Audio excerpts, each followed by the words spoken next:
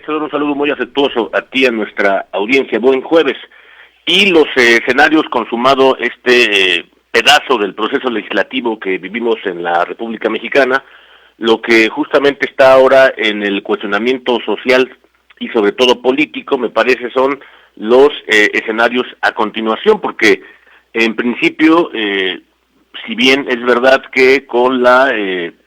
conclusión de esta parte de la reforma del Poder Judicial de la Federación, lo cierto es que hay muchas piezas que están todavía deshilvanadas,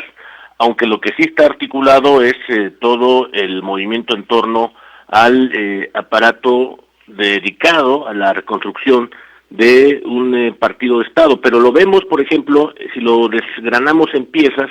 estamos observando, por ejemplo, que la migración número uno la migración de los opositores, han resuelto un pedazo de esa gran problemática para el oficialismo, con ya sea una migración, digamos, de facto o de jure. Lo cierto es que de hecho o de derecho se están construyendo paso a paso esos primeros entornos políticos que aproximan hacia ese nuevo diseño a la Constitución. En el segundo momento que me parece que estamos también atravesando en tiempos reales, ir avanzando hacia la crisis de gobernabilidad, subirle como en nuestro radio el volumen, y entonces ya el equilibrio entre la política y el conflicto, que son los únicos dos volúmenes que hay en ese radio que podamos imaginar, en esa suerte de escenario, es lo que está hoy marcando el tiempo real.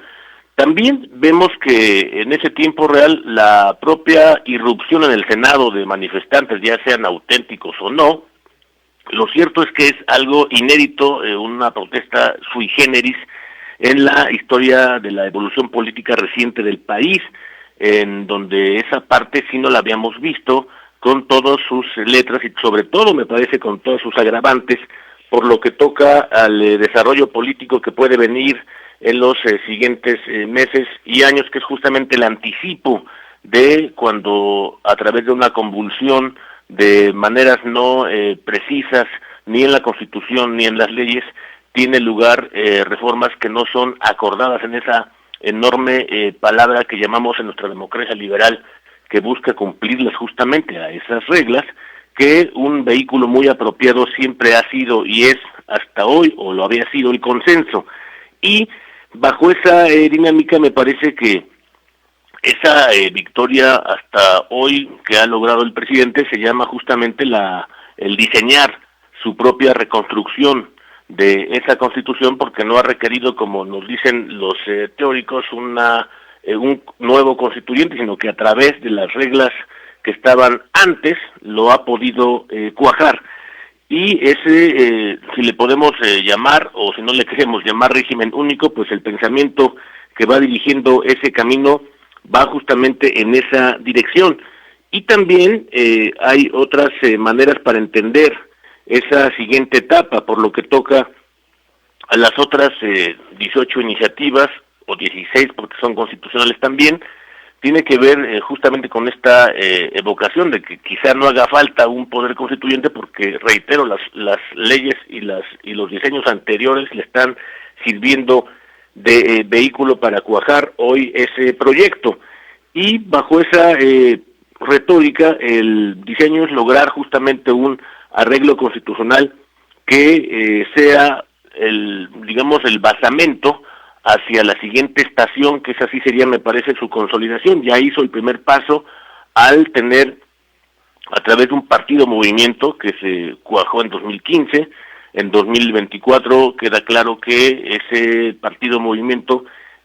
significa el presidente, es decir, es no solamente de él, sino es él mismo la encarnación de ese diseño, que está, por cierto, en nuestro sistema electoral. La próxima estación de ese tren es el 2027, como sabemos, porque habrá no poquitas, son 17 gubernaturas las que están en juego. Todo ello me parece que está poniendo las bases de lo que vemos en tiempo real, por lo que hace a la crisis de gobernabilidad. Recordemos esos dos grandes volúmenes, la política y el conflicto, son los que acompañan a ese concepto de la gobernabilidad. Y cuando vemos todo eso en el momento actual de México, en tiempo real esa crisis, me parece que es la parte más preocupante de la construcción de ese plan C, que significa cambiar la regla del juego de la Constitución, de las leyes, sin el consenso. Es muy importante advertirlo así, con mayúsculas, con rojo y con subrayado, porque justamente lo que se anticipa es un procedimiento que ya lo veremos en las próximas semanas, por lo que toca a esa crisis de gobernabilidad, porque hay que hacer la gran pregunta: ¿qué sigue después de que todas las impugnaciones de la consulta que ha sometido la Corte a sus miembros, respecto de que cuando lleguen en acumulación o uno por uno las impugnaciones ya de procedimiento o ya de fondo, la Corte actual, que está en funciones, no olvidemos, es una Corte con plenitud de atribuciones constitucionales, anule esa reforma judicial que seguirá en ese volumen, Teodoro, de lo que llamamos la política y el conflicto en la crisis de gobernabilidad en México?